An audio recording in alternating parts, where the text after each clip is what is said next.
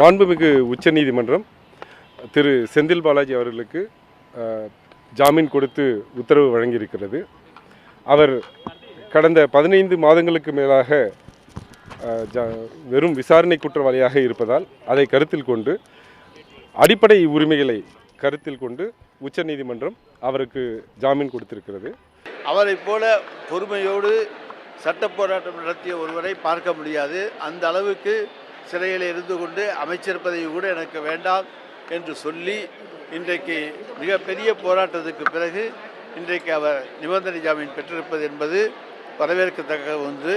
செந்தில் பாலாஜிக்கு இது காலதாமதமாக வழங்கப்பட்ட நீதியாகவே நான் கருதுகிறேன். ஏனென்றால் அந்த உரிமையை வழங்க வேண்டியது நீதிமன்றத்தின் கடமை. அமலாக்கத்துறை திட்டமிட்டு அவருக்கு பெயில் வழங்கக்கூடாது என்று வலியுறுத்தி இருப்பது ஒன்றிய அரசு திட்டமிட்டு தங்களுடைய துறைகளை, தங்களுக்கு கீழே உள்ள துறைகளை எதிர்க்கட்சிகளின் மீது தவறாக பயன்படுத்துகிறது என்ற குற்றச்சாட்டு நிரூபணமாக வகையிலே இது அமைந்திருக்கிறது. ஒருவர் மக்கள் பணி ஆற்றுகிறார், கட்சி பணி ஆற்றுகிறார், தன்னுடைய கட்சியை வலிமைப்படுத்துகிறார் என்றால் அதை முடிந்தால் நீங்கள் மகிழ்ச்சி அடையலாம். இவ்வளவு திறமை, இவ்வளவு ஆளுமை ஒரு தனிநபருக்கு இருக்கிறது என்று. இல்லை என்றால் விட்டுவிட்டு போகலாம். சிறைபிடிப்பது, பழி வாங்குவது, மன உளைச்சலுக்கு ஆளாக்கி இருதய அறுவை சிகிச்சை செய்யும் அளவிற்கு அவரை தாக்குதல் நடத்தியிருக்கிறார்கள் உளவியலாக. அவர் மீண்டு வந்ததை வரவேற்கிறது. மீண்டும் அவர் அமைச்சராக பொறுப்பேற்று இதே கொங்கு மண்டலத்தில் சிறப்பாக மக்கள் பணியை ஆற்றுவார். என்னுடைய கேள்வி என்னென்னா, இந்த மாதிரி செந்தில் பாலாஜி மீது அல்லது யார் ஒருத்தர் மீதும் வழக்கு இருக்குன்னா அந்த வழக்கு நியாயப்படி நடக்கட்டும். வழக்கை நடத்தி நீதிமன்றம் என்ன உத்தரவுப்படுதோ அந்த உத்தரவின் அடிப்படையில் அவங்களுக்கு அந்த வழக்கு முடிவு பண்ணுறதுங்கிறது நியாயம். ஆனால் நீதிமன்றம் வழக்கே விசாரணை பண்ணாமல், குற்றச்சாட்டுகளை கூட முறையாக பதிவு பண்ணாமல், அவங்கள ஈடிங்கிற பேரில் ஈடி தலையிட்டு அல்லது சிபிஐ தலையிட்டு அவங்கள பூரா கைது பண்ணி விசாரணை கூட நடத்தாமல் மாத கணக்கில் இப்போ கிட்டத்தட்ட 1.5 வருஷத்துக்கு மேலே ஒரு ஜெயிலில் இருக்கார். இந்த 15 மாத காலம்ங்கிறது செந்தில் பாலாஜி அவர்களுக்கு, அவர்களை சார்ந்தவர்களுக்கு ரொம்ப எளிதான காலம் கிடையாது. ரொம்ப கடினமான காலம், ஒரு தனிமையான, ஒரு துயரமான காலம். அப்படி இருந்தாலும் பாஜகவோடு எந்த விதமான சமரசம் செய்து கொள்வதில்லை, அவர்களுடைய அராஜகத்திற்கு அடிபணிவதில்லை அப்படிங்கிற ஒரு உறுதியான நிலைப்பாட்டை எடுத்து ஒரு அசைக்க முடியாத மன உறுதியோடு போராடி அவர் இந்த வெற்றி இன்று பெற்றிருக்கிறார்.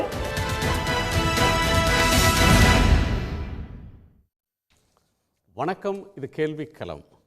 ஏறத்தாழ 470 நாட்களுக்கு பிறகு இன்று ஜாமீனில் முன்னாள் அமைச்சர் திரு செந்தில் பாலாஜி விடுதலையாகிறார். உச்சநீதிமன்றம் அவருக்கான ஜாமீனை வழங்கியிருக்கிறது. இந்த ஜாமீன் என்பது திமுக தரப்பில் இந்தியா கூட்டணியில் பெரிதும் எதிர்பார்க்கப்பட்ட ஒன்றாக இருந்தது. இதை முதலமைச்சர் திரு மு க ஸ்டாலின் வரவேற்று மகிழ்ந்திருக்கிறார். 15 மாத காலம் அவரை வெளியே வரவிடாமல் தடுக்கக்கூடிய அரசியல் சதி என்பது தொடர்ந்தது.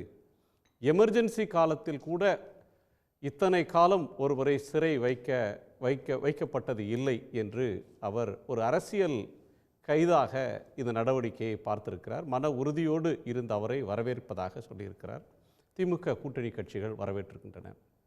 குறிப்பாக கடந்த நாடாளுமன்ற தேர்தலை மனதில் வைத்து தேர்தல் நேரத்தில் அவர் வெளியில் இருக்கக்கூடாது என்பதற்காக இந்தியா முழுவதும் அரசியல் கைதிகள், அரசியல் தலைவர்கள் கைது செய்யப்பட்டது போல இங்கு செந்தில் பாலாஜி குறிவைக்கப்பட்டார் என்பது திமுக தொடர்ந்து முன்வைத்து வந்த ஒரு முக்கியமான வாதம். உச்சநீதிமன்றம் சொல்லியிருக்கக்கூடிய கருத்து, இந்த வழக்கில் ஒருவருக்கு அதிகபட்ச தண்டனையே 7 ஆண்டு காலம்தான் வழங்க முடியும். விசாரணை இல்லாமல் தீர்ப்பு வருவதற்கு முன்பாக இத்தனை காலம் ஒருவரை எதற்காக சிறையில் அடைத்து வைக்க வேண்டும், ஏன் பிணை மறுக்கப்படுகிறது என்ற கேள்வியை கீழ் நீதிமன்றங்களை நோக்கி உச்சநீதிமன்றம் எழுப்பியிருக்கிறது. அரசியல் தாக்கம் என்னவாக இருக்கப் போகிறது என்கிற கோணத்தில் விவாதிக்கப் போகிறோம். நம்மோடு திமுகவின் செய்தி தொடர்பாளர் வழக்கறிஞர் திரு சரவணன், பத்திரிகையாளர்கள் திரு அரவிந்த் குணசேகரன், திரு எஸ்பி லட்சுமணன், பாஜகவினுடைய செய்தி தொடர்பாளர் திரு புரட்சி கவிதாசன், திரு பொங்கலூர் மணிகண்டன். உங்கள் அனைவருக்கும் வணக்கம். நான் திரு லட்சுமணனுடைய கருத்தை கேட்க விரும்புகிறேன். அவர் அதிமுகவில் இருந்திருந்தாலோ, பாஜகவுக்கு போயிருந்தாலோ, அல்லது டிடிவி தினகரனோடு இருந்திருந்தாலோ இந்த ஒரு கைது நடவடிக்கை இத்தனை மாத கால சிறைவாசம் என்பது அவருக்கு இருந்திருக்காது. திமுகவில் சேர்ந்ததும் அமைச்சராக செல்வாக்காக இருந்ததும் கட்சியை கோவை பகுதியிலே பலமாக கட்டமைத்ததாலும் தான் அவருக்கு இந்த கதி நேரிட்டது என்று திமுக தரப்பு சொல்லி வந்தது. இந்த நிலையில் அவர் விடுதலையை முதலமைச்சர் வரவேற்று மகிழ்ந்திருக்கிறார். இந்த விடுதலை என்ன தாக்கத்தை தருது? இந்த விடுதலை சொல்லக்கூடிய செய்தி என்ன நினைக்கிறீங்க?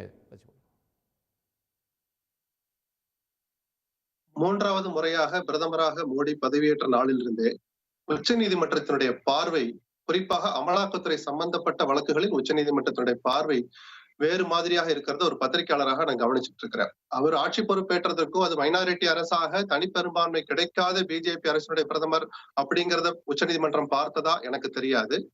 ஆனால் இந்த அரசு அமைந்த நாள் முதலாக அமலாக்கத்துறை வழக்குகளில் உச்சநீதிமன்றம் வெளியிடுகிற கருத்துக்கள் ஜனநாயகத்தை பாதுகாக்கிற போல, தனிநபர் உரிமைகளை, ஜனநாயகம் தனிநபருக்கு அளித்திருக்கிற சட்ட பாதுகாப்புகளை உறுதி செய்வது போல அமைந்திருக்கிறது.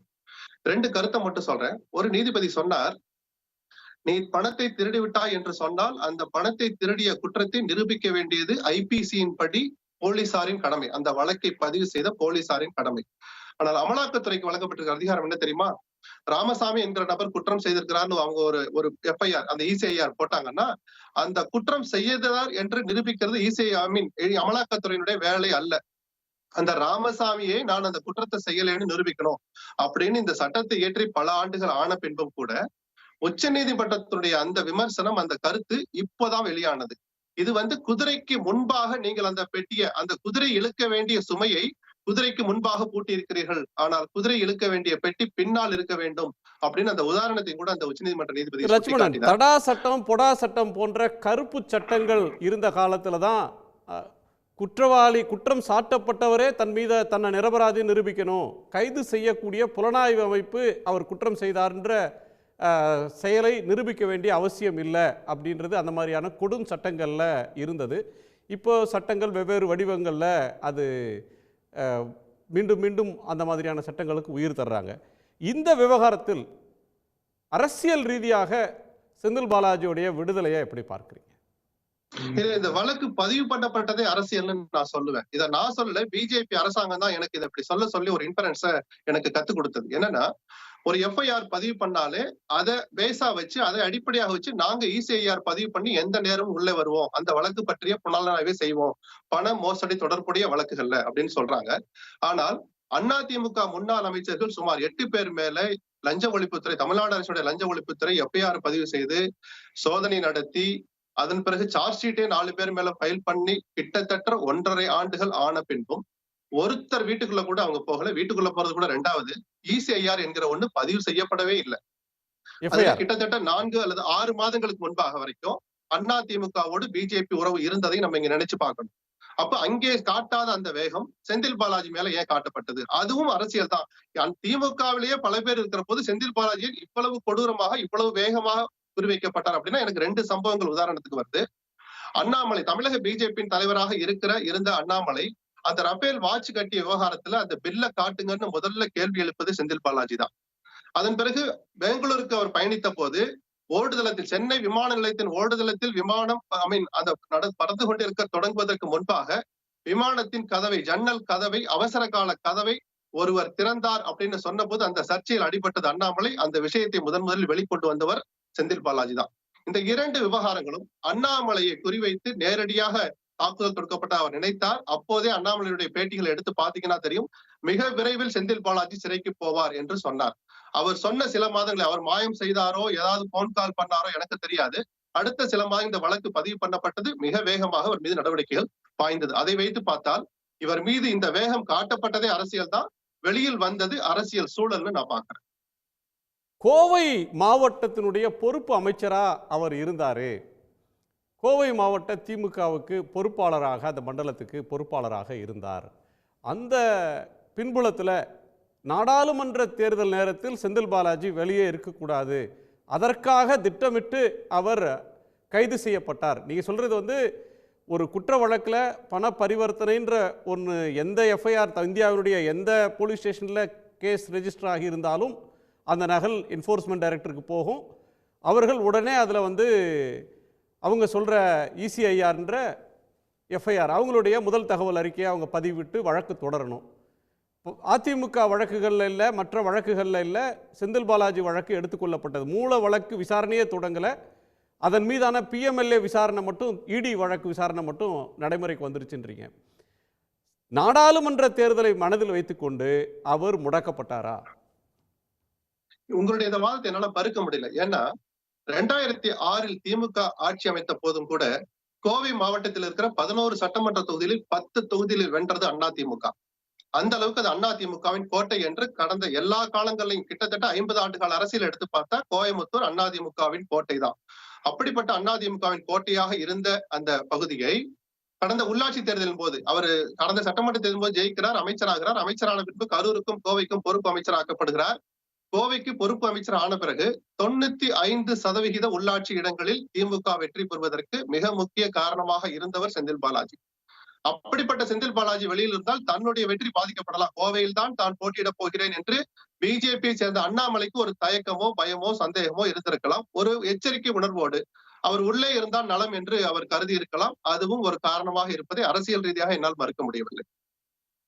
600 கேஸ் போட்டால் அதில் 39 தான் நீங்கள் நிரூபிச்சிருக்கிறீங்க அமலாக்கத்துறை. அதில் 1% கேஸு கூட உங்களால் நிரூபிக்க முடியல அப்படின்னு நேற்று வேறொரு வழக்கில் உச்சநீதிமன்றம் கடிந்து கொண்டது. இன்னைக்கு இந்த இது முதலமைச்சர் சொல்லியிருக்கக்கூடிய ஒரு கருத்து எமர்ஜென்சி கால கொடுமையை விட இது மோசமானதாக இருக்கிறதுன்னு வர்ணிச்சிருக்கிறார். எமர்ஜென்சியில் நடந்தது முழுக்க அரசியல் கைதுகள். இது குறிப்பான ஒரு குற்றம். அந்த வழக்கினுடைய நீட்சியாக இடி கைது செய்து முதலமைச்சர் தரக்கூடிய இந்த முக்கியத்துவம் உறுதியாக இருந்தார். அவருடைய உறுதியை குலைக்க முடியல. அவர் வர்றதை 15 மாத காலம் வரவே விடாமக்கூடாதுன்னு சதி செய்தாங்க அப்படின்னு தர்ற முக்கியத்துவம் அப்படின்றது என்ன சொல்லுது? என்ன சொல்லுதுன்னா, முதலமைச்சருடைய ட்வீட்டை, அந்த ட்வீட் ஏற்படுத்துகிற தாக்கத்தை காங்கிரஸ் கட்சியை சேர்ந்த முன்னாள் மத்திய அமைச்சர் ப. சிதம்பரம் நல்லா படிக்கணும்னு சொல்றதுன்னு நான் பாக்குறேன். ஏன்னா இன்னைக்கு இருக்கிற அளப்பரிய அதிகாரங்களை அமலாக்கத்துறைக்கு அள்ளி கொடுத்தது அவர் அமைச்சராக இருந்த போது உருவாக்கப்பட்ட அந்த பிஎம்எல்ஏ சட்டம் தான். அதுக்கு அவரே பலியானாருங்கிறது வேற கதை. அதுவே அவர் தான் செய்தது தவறு அல்லது சொல்லி முடிச்சிடறேன். இவ்வளவு விளைவுகள் இருக்கும் என்று நான் எதிர்பார்க்கவில்லைன்னு சிதம்பரமே தனக்கு நெருக்கமான சொன்னதையும் நான் அறிவேன். அதனால இந்த சட்டத்தை திருத்த வேண்டிய கட்டாயம், இவ்வளவு அதிகாரத்தை யார் கொடுத்தா உச்சநீதிமன்றம் கேள்வி கேட்க ஆரம்பிச்சிடுச்சு. அதனாலதான் மிசா காலத்தில் கூட இல்லாத கொடுமை, நீங்கள் சொன்னது கூட தடா பொடாவில் கூட இல்லாத அளவுக்கு அளப்பரிய அதிகாரத்தை இந்த பிஎம்எல்ஏ ஆக்ட் அந்த இடிக்கு கொடுத்திருக்கு. இது திருத்தப்பட வேண்டியது அவசியம் என்கிறதையும் நான் பாக்குறேன். அரசியல் ரீதியாக செந்தில் பாலாஜி திமுகவுக்கு எவ்வளவு முக்கியம், குறிப்பாக தேர்தல் கால அரசியலில் கட்சியை நடத்துவதில், ஒரு மாவட்டத்தை நிர்வகிப்பதில் செந்தில் பாலாஜி எவ்வளவு முக்கியங்கிறத கொஞ்சம் ஒரு எல்லை தாண்டிய சில வார்த்தைகளை முதலமைச்சருடைய ட்வீட்ல பாக்குறேன். அந்த அளவுக்கு அவர் சந்தோஷப்படுகிறார் என்கிறதையும் நான் அதுல புரிஞ்சுக்கிறேன். திரு அரவிந்த் குணசேகரன், நேற்றைக்கு இந்த வழக்கு இன்றைய தீர்ப்பிலிருந்து அவர் கைதான நாளில் இருந்து நீங்கள் தொடர்ந்து அதை உன்னிப்பாக பார்த்துட்டு வர்றீங்க. தீர்ப்பு சட்ட ரீதியாக எழுப்பக்கூடிய கேள்விகள் என்ன? நீங்கள் இதுக்கு முன்னாடி அவர்கிட்ட ஒரு கேள்வி கேட்ட, ஒரு இம்பார்ட்டண்டான கேள்வி கேட்டீங்க. திமுக ஒரு குற்றச்சாட்டை முன்வைக்கிறாங்க. இது அதிமுகவுக்கு எதிராக, அதிமுகவோட தலைவர்களுக்கு எதிராக பல்வேறு வழக்குகளுக்கு, ஆனால் செந்தில் பாலாஜி திமுகவில் சேர்ந்த பிறகுதான் அமலாக்கத்துறை இந்த நடவடிக்கை எடுத்ததாக திமுக குற்றம் சொல்றதா நீங்கள் சொன்னீங்க. இது எவ்வளோ கிரெடென்ஸாக இருக்குன்னா, இதுக்கு ஒரு நல்ல கிரெடிபிலிட்டியே இருக்கு. காரணம் என்ன, இந்த எஃப்ஐஆர் போட்டது 2015 எஃப்ஐஆர் போட்டது, 17 எஃப்ஐஆர் போட்டது, 18, மொத்தம் 3 எஃப்ஐஆர், 15, 17, 18, 3 ஆண்டுகள் இடி அமலாக்கத்துறை இசிஐஆரே ஃபைல் பண்ணல. இந்த கேஸில் இசிஐஆர் ஃபைல் பண்ணது ஜூலை 2021. எக்ஸாக்டான டேட்னா 29/7/2021. திமுக ஆட்சி பொறுப்பேற்று 2 மாதங்களுக்கு பிறகு செந்தில் பாலாஜி திமுகவில் இணைந்து அமைச்சராகி ஆட்சி பொறுப்பேற்று 2 மாதத்திற்கு பிறகுதான் வழக்கு பதிவு செய்து 6 ஆண்டுகள் எதுவும் பண்ணாமல் ஆட்சி பொறுப்பேற்று 2 மாதத்தில் இந்த அமலாக்கத்துறை இந்த வழக்கை பதிவு செஞ்சுருக்காங்க. அதனால தான் திமுக சொல்கிறாங்க அதிமுகவில் இருந்தபோது எதுவும் பண்ணல, திமுக ஆட்சி அமைச்சதுக்கப்புறம் முடியிருக்காங்க. அதே காலகட்டத்தில் தான் 5 திமுக அமைச்சர்களுக்கு எதிராகவும் இடி இசிஐஆர் ஃபைல் பண்ணியிருக்காங்க. ஆனால் இன்னைக்கு வரைக்கும் லட்சுமணன் சொன்ன மாதிரி வேலுமணி அதே போல் விஜயபாஸ்கர் உள்ளிட்ட பல்வேறு அதிமுக தலைவர்களுக்கு எதிராக அமலாக்கத்துறை பிரிவென்ஷன் ஆஃப் கரப்ஷன் ஆக்டில் டிபிஎஸ்சி கேஸ் இருக்குது. ஆனால் அதில் எதுலையுமே இன்னைக்கு வரைக்கும் இடி எந்த ஆக்ஷனுமே எடுக்கலைங்கிறது தான் இடி அரசியல் காழ்ப்புணர்ச்சிக்கான ஒரு காரணமாக பார்க்க முடியுது. பத்திரிகையாளர்களும் நாமளும் அதை ஏற்றுக்கொள்கிறோம். அதே போல இந்த கேஸில் இதோட தாண்டி 2 ரொம்ப ஸ்ட்ரேஞ்சான ஒரு விவகாரத்தை இடி முன் வச்சிருக்காங்க. இந்த கேஸோட மொத்த ப்ரொசீஜர் ஆஃப் கிரைமா பணமார் 1,34 லட்சம் ரூபாய் அவரோட பேங்க் அக்கௌண்ட்ல இருந்துச்சுன்னு இடி சொல்றாங்க. ஆனா அதோட காலகட்டத்தை பார்த்தீங்கன்னா 2013 2022 வரை சுமார் 8 ஆண்டுகள்ல அவரோட வங்கியில 1,34 லட்சம் ரூபாய் டெபாசிட் ஆயிருக்கு. அப்படின்னா ஆண்டுக்கு 16,75,000 ரூபாய், மாதத்திற்கு 1.4 லட்சம் ரூபாய். இதுல 2016-17 ஒரே ஒரு ஆண்டுல மட்டும் 64 லட்சம் ரூபாய் டெபாசிட் ஆயிருக்கு. 10 வருடத்துல 1,34 லட்சம் ரூபாய் தான் ஈடியோட கணக்கு. அதுல செந்தில் பாலாஜி தரப்பு என்னங்கிறாங்கன்னா, ஏன் 2016 அதிகமாச்சுன்னா 2016 நான் 2 எலெக்ஷனை சந்திச்சேன். ஏன்னா ஒரு எலெக்ஷன் நடந்துச்சு, அந்த எலெக்ஷன் தள்ளுபடி, அந்த எலெக்ஷன் பணம் கொடுத்தார்கள் இந்த குற்றச்சாட்டின் காரணமாக அந்த எலெக்ஷன் நிறுத்தி வைக்கப்பட்டது. மீண்டும் அந்த எலெக்ஷன் நடந்துச்சு. ஸோ 10 வருடத்தில் 1,34 லட்சம் ரூபாய்ங்கிறது எப்படி ப்ரொசீஜர் ஆஃப் டைமாக வரும்னு முதல் கேள்வி. அதே போல செந்தில் பாலாஜி 2015 ஆண்டு ஜூலை மாதமே அமைச்சர் பதவியிலிருந்து நீக்கப்படுகிறார். ஸோ 2013 2021 ஆண்டு வரை 1,34 லட்சம் ரூபாய் பணம் வந்திருக்குன்னா 2015 ஆண்டே அவர் அமைச்சர் பதவி விட்டு வெளியே வந்துட்டாரு. அதுக்கப்புறம் எப்படி ப்ரொசீஜர் ஆஃப் கிரைம் ஜெனரேட் ஆயிருக்கும்? அது அவரோட இரண்டாவது கேள்வி. இல்லை, ரொம்ப லீகல் பாயிண்ட்டுக்குள்ளே போக வேணாம், அதை பற்றி நிறையா பேசியிருக்கிறோம். அதுக்கு 2 விஷயங்களை இதில் கேட்கணும். கோர்ட் சொல்லியிருக்கிறது இது நீங்கள் அதிகபட்ச தண்டனையே இதில் 7 வருஷம் தான் கொடுக்க முடியும். ஒருத்தருக்கு ஜாமீன் அப்படின்றது அவங்களுடைய உரிமை. எப்போ வழக்கு முடியும்னே தெரியாத ஒரு கேஸில் 15 மாதமாக ஏன் ஜாமீன் கொடுக்காம வைக்கிறீங்க, அது தப்புன்னு ஒரு கோணத்துக்கு வர்றாங்க. இன்னொன்று, இந்த வழக்கில் இந்தியாவினுடைய தலை சிறந்த வழக்கறிஞர்கள்லாம் வாதாடி இருக்காங்க. அவருக்காகவும் வாதாடி இருக்காங்க, இடிக்காகவும் வாதாடி இருக்காங்க. ஒரு சொலிசிட்டர் ஜெனரல் போய் பெயிலுக்கு அப்போஸ் பண்ணி நிற்கிறதுன்றது அரிதினும் அரிதாக இருக்கும். ஒரு கான்ஸ்டியூஷனல் மேட்டர்ஸ்க்கு போக வேண்டியவங்க சாதாரண பெயிலுக்கு அப்ஜெக்ட் பண்ணதை பார்த்தோம். சுப்ரீம் கோர்ட்டை கேட்டாங்க. சுப்ரீம் கோர்ட்டே இதே கேஸில் கேட்டாங்க, அரவிந்த் கெஜ்ரிவாலுக்கு நீங்கள் இந்த அளவுக்கு அப்போஸ் பண்ணல, மணிஷ் சிசோடியாவுக்கு நீங்கள் இந்த அளவுக்கு அப்போஸ் பண்ணல, ஏன் செந்தில் பாலாஜிக்கு மட்டும் ஏன் இவ்வளோ அப்போஸ் பண்ணுறீங்கன்னு இதே ஜஸ்டிஸ் ஓகா ஓப்பன் கோர்ட்டில் ஹியரிங் அப்போ துஷார் மேத்தாட்ட கேட்டார். இதில் அவர் வரக்கூடாதுன்ற இது தந்திரங்கள்னு முதலமைச்சர் சொல்கிறாரே சதின்னு, மார்ச் ஏப்ரலில் நீதிமன்ற விடுமுறைக்கு முன்பாக 2 மாதம் சுப்ரீம் கோர்ட்டு விடுமுறை, அதுக்கு முன்பு அந்த வழக்கு ரீச் ஆகிறப்ப இதோ சாயங்காலம் ஆர்கியூ பண்ணுறேன் அப்படின்னு சொன்னாங்க. நாளைக்கு ஆர்கியூ பண்ணுறேன்னு சொன்னாங்க, வரவே இல்லை துஷார் மேத்தா. இது வரைக்கும் 8 டைம் இதே பெயில் மேட்டரில் இடி மட்டும் அட்ஜென்மெண்ட் மட்டும் வாங்கியிருக்காங்க. இடியோட ஒரே கோணம் ஏன் இடி என்னங்கிறாங்கன்னா, செந்தில் பாலாஜி டிலே பண்ண பார்த்தாருங்கிறாங்க. ஆனால் ஒரு பெயில் மேட்டரில் 8 முறை அட்ஜென்மெண்ட் வாங்கின ஒரே கேஸ், நான் 10 வருஷம் சுப்ரீம் கோர்ட்டை பார்த்துருக்கேன். ஆனால் ஒரு பெயில் மேட்டரில் ஒரு ஏஜென்சி, ப்ராசிக்யூஷன் ஏஜென்சி ஒரு 8 முறை அட்ஜென்மெண்ட், அதுவும் சொலிசிட்டர் ஜெனரல் கோர்ட் நம்பர் 1 இருக்காரு, கோர்ட் நம்பர் 2 இருக்காரு, ஏன் எத்தனையோ ஏஜி இருக்காங்களே, அதெல்லாம் விட்டுட்டு துஷார் மேத்தா தான் ஆர்கியூ பண்ணணும், 8 முறை அட்ஜென்மெண்ட் வாங்கினாங்க. அதனால தான் ஒரு கட்டத்தில் ஜட்ஜே கேள்வி கேட்டார், நீங்கள் நாளைக்கு ஆர்கியூ பண்ணியே ஆகணும், இதுக்கு மேலே ஒரு பெயில் மேட்டர் எல்லாம் தள்ளி வைக்க முடியாதுன்னு உச்சநீதிமன்றமே சொல்லிச்சாங்க. உச்சநீதிமன்றத்தோட இன்றைய தீர்ப்பு மிக மிக முக்கியமானது. பிஎம்எல்ஏ சட்டத்தில் ட்வின் கண்டிஷன் செக்ஷன் 45 ஒருத்தர் பெயில் வாங்கணும்னா கடினமான நிபந்தனைகள் இருந்தாலும், ஆனால் ஆர்டிகல் 21 அரசியல் சாசனம் ஒரு தனி மனிதனோட சுதந்திரத்துக்கு மிகவும் முக்கியத்துவம் கொடுக்குது. ஒருத்தர் இப்பவே 1 வருடம் 3 மாதங்கள் சிறையில் இருந்திருக்காரு, 15 மாதங்கள் சிறையில் இருந்திருக்காரு, அதோட மேக்ஸிமம் சென்டென்ஸ் 7 வருஷம் தான். ட்ரையலே நடக்காத போது, சார்ஜஸே நான் ஃப்ரேம் ஆகும்போது எத்தனை வருஷம் நீங்கள் உள்ள வச்சிருக்க போறீங்கிறதா அந்த கடுமையான சொற்களை பயன்படுத்தி தான் இன்றைய தினம் உச்சநீதிமன்றம் இந்த ஒரு ஜாமீனை கொடுத்திருக்கிறார்கள். மெரிட்லையும் உச்சநீதிமன்றம் உள்ள போயிருக்காங்க. ஆனால் இந்த கேஸ்ல மெரிட்லையும் பல்வேறு தவறுகள் நடந்திருப்பதை தான் செந்தில் பாலாஜி தரப்பு சொல்லியிருக்காங்க. ட்ரையல் கோர்ட்ல தான் போய் பார்க்கணும். ஆனால் உச்சநீதிமன்றத்தை பொறுத்தவரை ட்ரையலே நடத்தாம எத்தனை மாதங்கள் இது பாரி ஒரு கைது செஞ்சுட்டு எத்தனை மாதங்கள் உள்ள வச்சிருக்க போறீங்கிறதா உச்சநீதிமன்றம் அமலாக்கத்துறையோட கேள்வி. எஸ்பி லட்சுமணன் சொன்னதுலேருந்து அப்படியே கொஞ்சம் நகர்த்தி வரணும்னா, கெஜ்ரிவால், சிசோதியா, ஹேமந்த் சோரன், கவிதா, இங்கே செந்தில் பாலாஜி, இதெல்லாம் உச்சநீதிமன்ற மக்களவை தேர்தலுக்கு முன்பு கிடைக்காத பெயில் ரிசல்ட்டுக்கு பிறகு கொஞ்சம் கொஞ்சமாக தளர்வு வருது. அதை பொலிட்டிக்கல் இம்பேக்ட், அதாவது கோர்ட்டு, நீதிமன்றம், சட்டத்துக்கு வெளியில் இருக்கிற புறச்சூழல் அப்படின்ற ஒன்று அது ஒரு காரணியா இருக்கா? அது ஒரு ஃபேக்டரா நம்ம எடுத்துக்கலாமே தவிர அது மட்டுமே ஃபேக்டரா கிடையாது. காரணம்னா இடி கையை மீறி, இடி சட்டத்துக்கு மீறி செயல்படுறாங்கிறத உச்சநீதிமன்றம் உணர்ந்திருக்கு. எப்போ கெஜ்ரிவால் அரெஸ்ட் பண்ணாங்களோ, 1.5 ஆண்டு காலமாக விசாரிச்சாங்க கெஜ்ரிவாலை, 1.5 ஆண்டு காலமாக அரெஸ்ட் பண்ணாமல் எலெக்ஷனுக்கு 2 மாதத்துக்கு முன்னாடி எப்போ கெஜ்ரிவால் இந்த கேஸோட இடிக்கு எதிராக இந்த வழக்குகள் திரும்பறதுக்கான டிப்பிங் பாயிண்டே கெஜ்ரிவாலோட அரெஸ்ட் தாங்க. 2022 ஆகஸ்ட்ல எஃப்ஐஆர் ஃபைல் பண்ணுறாங்க, இசிஆர் ஃபைல் பண்ணுறாங்க. 1.5 ஆண்டு காலமாக இடி எதுவுமே பண்ணாமல் எலெக்ஷனுக்கு 2 மாதத்துக்கு முன்னாடி அரெஸ்ட் பண்ணுறாங்க கெஜ்ரிவால். அதுதான் டிப்பிங் பாயிண்டாக சுப்ரீம் கோர்ட் பார்த்தாங்க. அதே போல் நீங்கள் சொன்ன மாதிரி Hemant Soren, another chief minister, sitting chief minister arrest. மெரிட்லேயே போய் உச்சநீதிமன்றம் அந்த கேஸ் என்ன சொல்லிச்சுன்னா ஹைகோர்ட்டு, இதில் கேஸே கிடையாது, எப்படி நீங்கள் ஒரு அரெஸ்ட் பண்ணீங்க, இந்த அரெஸ்டே தப்புங்கிறது தான் உயர்நீதிமன்றமே சொல்லியிருக்கு. இன்றைய தினமும் உச்சநீதிமன்றம் சொல்லியிருக்க ஒரு முக்கியமான பேராகிராஃப் நம்ம பார்க்கணும்.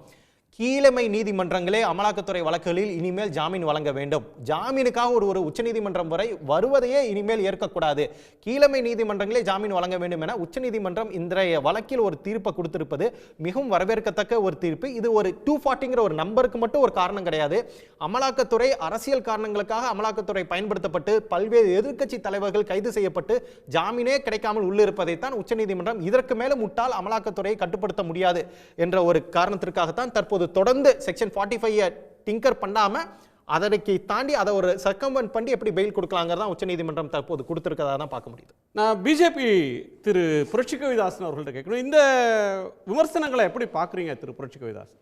செந்தில் பாலாஜி வெளியில இருந்தா பிஜேபியினுடைய நாடாளுமன்ற தேர்தல் வெற்றி அப்படின்ற ஒரு கனவை தகர்த்துருவாருன்னு உள்நோக்கத்தோடு அவரை கைது செய்து சித்திரவதை செஞ்சாங்க. அதாவது நாங்கள் ஏற்றுக்கொண்ட உலக மகா அரசியல் தலைவர், உடலெங்கும் மூளை என்று பெரியவர் ராஜகோபாலாச்சாரியாராலேயே ஒப்புக்கொள்ளப்பட்ட பெருந்தலைவர் கலைஞரை எதிர்த்து அரசியல் செய்திருக்கிறோம். அம்மையார் ஜெயலலிதா அவர்களை எதிர்த்து அரசியல் செய்திருக்கிறோம். அவர்களோடு ஒப்பிடும் பொழுதெல்லாம் நீங்கள் ஏங்க பூனைக்குட்டியை போய் புலிக்குட்டியோடு ஒப்பிடுறீங்க? ஒன்றுமே புரியலை. செந்தில் பாலாஜி ஏன் தளபதி மாண்புமிகு தமிழக முதலமைச்சர் ஸ்டாலின் அவர்களை விட ஆகச்சிறந்த அரசியல் தலைவரா? எதுக்கு இவ்வளவு பில்டப் எல்லாம் கொடுக்குறீங்க? ஒரு அடிப்படை ஒரு பெயில் கேஸ் வந்து சொலிசிட்டர் ஜெனரல் ஆர்கியூ பண்ணது எப்போ சார்? 8 முறை இடி வாய்தா வாங்குனது எந்த காலத்துல?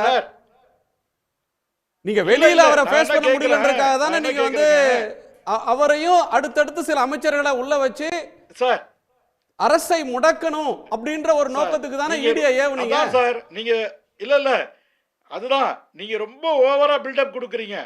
சட்டத்தின் முன்பாக செந்தில் பாலாஜி கொடுத்தது நீங்க தான். குற்றச்சாட்டுக்கு உள்ளான ஒரு நபர் பெயில்ல வந்துட்டு போட்டுங்க. பெயில்ல வெகுமெண்டா அப்போஸ் பண்ணி பில்டப் கொடுத்ததே நீங்க தானே? இல்ல நோ நோ நோ நோ. நீங்க பாருங்க, தமிழகத்துல தான் இத்தனை முறை 58 வாய்தாக்களை வாங்கி இருக்கிறாங்க இதுவரைக்கும் அப்படின்னு சொல்றீங்க. 58 ஹியரிங்ல எங்க நடந்தது? சென்னை முதன்மை அமர்வு நீதிமன்றத்தில் தான் நடந்தது. சென்னை முதன்மை அமர்வு நீதிபதி யார் இருந்தாங்க? இப்பதான் நீதியரசர் கார்த்திகேயன் இருக்கிறார். ஏற்கனவே நீதியரசர் மாண்புமிகு அல்லி அவர்கள் இருந்தாங்க.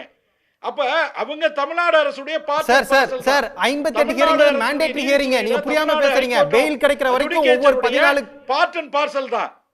சார் நீங்க புரியாம பேசுறீங்கன்னு நினைக்கிறேன். பெயில் கிடைக்கிற வரைக்கும் ஜுடிஷியல் கஸ்டடி எக்ஸ்டெண்ட் ஆயிட்டே இருக்கும். ஒவ்வொரு 14 நாளுக்கு ஒருக்க எக்ஸ்டெண்ட் ஆயிட்டே இருக்கும். அது அவங்க வாய்தா வாங்கல. Listen me sir listen me. இல்ல லிசன் மீ. என்ன பேச விடுங்க. உங்க டயத்துல நான் வந்தனா சார்? நீங்க ஃபேக்ட்ஸ் நீங்க தப்பா சொல்லும்போது கரெக்ட் பண்ணனும் இல்லங்க. உருவாகும் போது இல்ல அதெல்லாம் வேணாங்க. அது கரெக்ட் பண்றதுக்கு நெறியாளர் இருக்காரு. நீங்க ஏன் அந்த வேலையை பாக்குறீங்க? நெறியாளர் ரொம்ப இல்ல அப்படி கிடையாது. யார் வேணா இங்க கரெக்ட் பண்ணலாம் சார். இது என்ன புதுசா இருக்கே இது? இல்ல அது யார் வேணாலும் நெறியாளர் வேலை பார்க்க வேணாங்க. யார் வேணாலும் இது நெறியாளர் வேற இல்ல சார். நீங்க ஒரு ஃபேக்ட் தப்பா சொல்றீங்க, அந்த ஃபேக்ட் தப்புன்னு சொல்ல கூடாதா என்ன சார்? சார் சப்ஜெக்ட் வருவோம். அரசியல் பழிவாங்கல் அப்படிங்கற ஒன்றுதான் சார் முதலமைச்சர் சொல்லிருக்கக்கூடிய ஒரு கருத்தினுடைய சாரம். சார் புரட்சி கவிதாசன் சார், முதலமைச்சர் சொல்லியிருக்கிற விமர்சனமும் கம்யூனிஸ்டுகள், காங்கிரஸ், திரு ஜவாஹருல்லா, விசிக பல தரப்பட்டவர்கள் முன்வைக்கக்கூடிய கருத்து, அமலாக்கத்துறைன்ற ஒரு ஆயுதத்தை பிஜேபி கவர்மெண்ட் கையில் எடுத்து அதை துஷ்பிரயோகம் பண்ணி அரசியல் எதிரிகளை பழிவாங்கினாங்க. உச்சநீதிமன்றம் தான் ஒரே கடைசி இடமா இருந்து விடியலை தந்திருக்கிறது அப்படின்னு சொல்றாங்க. அரசியல் ரீதியாக முடக்க பார்த்தீங்க அப்படின்ற குற்றச்சாட்டுக்கு உங்க பதில்? ஈடியை மிஸ்யூஸ் பண்ணீங்க அப்படின்ற குற்றச்சாட்டுக்கு உங்க பதில்? ரொம்ப தெளிவா சொல்லிடுறேன். இல்ல நீங்க தெளிவா சொல்லிடுறேங்க. ஒரு சட்டம் உருவாக்கப்படும் பொழுதே அதனுடைய வரையறைகள், அதனுடைய நடைமுறைகள், அதனுடைய விதிமுறைகள் எல்லாம் சேர்ந்து வகுக்கப்படும். இங்க இருக்கிறவங்க எல்லாமே கற்றறிந்தவர்கள் தான். அதனால இந்த சட்டம் உருவாக்கப்படும் பொழுது இந்த பேர்டன் ஆஃப் ப்ரூஃப்வாங்க, அதாவது நிரூபிப்பதற்கான சுமை குற்றம் சாட்டப்பட்டவர் மீது இருக்க வேண்டும் அப்படின்னு பல சட்டங்கள் உருவாகிறது. இல்லை வழக்கு தொடுத்தவர்கள் மீது இருக்க வேண்டும் என்று சிவில் வழக்கில் இருக்கு. அது மாதிரி செக்கு வழக்குகளில் ஒரு மாதிரி இருக்கு. அதனால அந்த பேர்டன் ஆஃப் ப்ரூஃப் அப்படின்னு சொல்லக்கூடிய வழக்கை நிரூபிக்கக்கூடிய அல்லது தான் அப்பாவி என்று நிரூபிக்கக்கூடிய அல்லது குற்றவாளி என்று அவரை நிரூபிக்கக்கூடிய அதிகாரம் இந்த சட்டத்தோடு சேர்ந்து இயற்றப்படுகிறது. அப்படி பிஎம்எல்ஏ ஆக்ட்ங்கிறது நாங்கள் கொண்டாந்தது அல்ல. பொடா தடா அப்படின்னெல்லாம் சொன்னீங்கல்ல, அதெல்லாம் கொண்டு வந்த போது காங்கிரஸ் சர்க்கார் உங்களுடைய கூட்டணியுடைய பிக் பாஸ் அவங்க தான் கொண்டு வர்றாங்க. பிஎம்எல்ஏவை திருத்துறது உங்க ஆட்சி தான் சார். பிஎம்எல்ஏ வந்து ஈடிக்கு வானளாவி அதிகாரத்தை கொடுத்தது மோடி அரசாங்கம் தான். காலத்துல சார் ரொம்ப ஸ்ட்ரிங்கன்ட் ப்ரொவிஷன்ஸ் கொடுத்தது மோடி அரசாங்கம் தான். திருத்தங்களை சட்டத்துக்கு இல்லாத அதிகாரத்தை உச்சபட்ச அதிகாரத்தை தந்தது இந்த காலகட்டத்தில் தான் சார். ஆமா, சட்டத்தை இயற்றியது நீங்கள், அதை காலத்துக்கு ஏற்ப மெருகேற்றுவது நாங்கள். நாளைக்கு நீங்க காலத்துக்கு என்ன ஏற்ப யார் வேணாங்கறா? அந்த காலத்துக்கு ஏற்பன்றது அரசியலுக்கு ஏற்பன்றது தானே விமர்சனம். இங்க பாருங்க சார், இல்ல உச்சநீதிமன்றம் உரத்த குரல்ல சொன்ன ஒரு டிக்டம் அண்டர்லைன் பண்ணிக்கங்க. ஒரு வழிகாட்டு செய்தி என்ன அப்படின்னா, அதாவது ஜெயில் எக்ஸம்ஷன் பெயில் ரூல் அப்படின்னு சொல்லியிருக்காங்க. Fail is rule, jail is exception அப்படின்னு சொல்லியிருக்காங்க.